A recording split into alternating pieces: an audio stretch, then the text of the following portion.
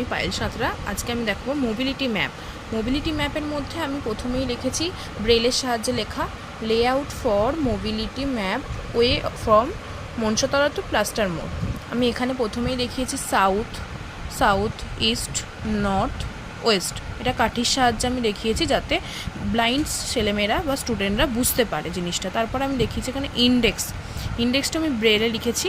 তারপরে দেখিয়েছি এখানে হাউস মানে আমি এটাকে বুঝিয়েছি, এটা কার্ডবোর্ডের সাহায্যে করেছি যাতে এই কার্ডবোর্ডটা আলাদা রেখেছি সব কিছুর থেকে, যাতে সেখানে ব্লাইন্ড ছেলেমেয়েরা হাত দিয়ে বুঝতে পারে। তারপর আমি রেখেছি স্কুলটা আমি ব্রেলের সাহায্যে লিখে দিয়েছি। আমি স্কুলটাতেও একটা অন্য কার্ডবোর্ড ইউজ করেছি এখানে।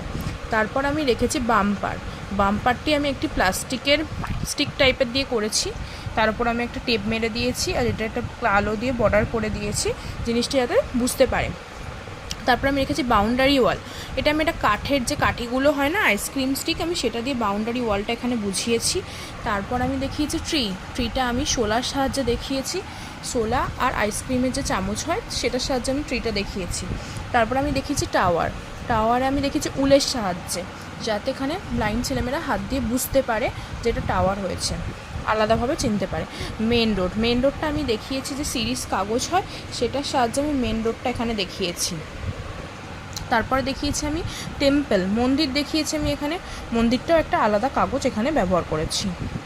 তারপর আমি দেখিয়েছি রোড, যেটা পাড়ার রোড টাইপের হয় সেখানেও আমি একটা অন্য কাগজ লাগিয়েছি যাতে এটা আলাদাভাবে চিহ্নিত করা যায়। তারপরে আমি দেখেছি পুকুর দেখিয়েছি একটা নরম স্পঞ্জের সাহায্যে, যেটা আলাদাভাবে বোঝা যেতে পারে। তারপরে আমি দেখিয়েছি প্লেগ্রাউন্ড মানে খেলার মাঠ দেখিয়েছি। এখানে আমি তাই জন্য দুটো স্টিক দিয়ে গোলপোস্টও বানিয়ে দিয়েছি, এটাও আলাদাভাবে বুঝতে পারবে। তারপর আমি দেখিয়েছি ফিল্ড।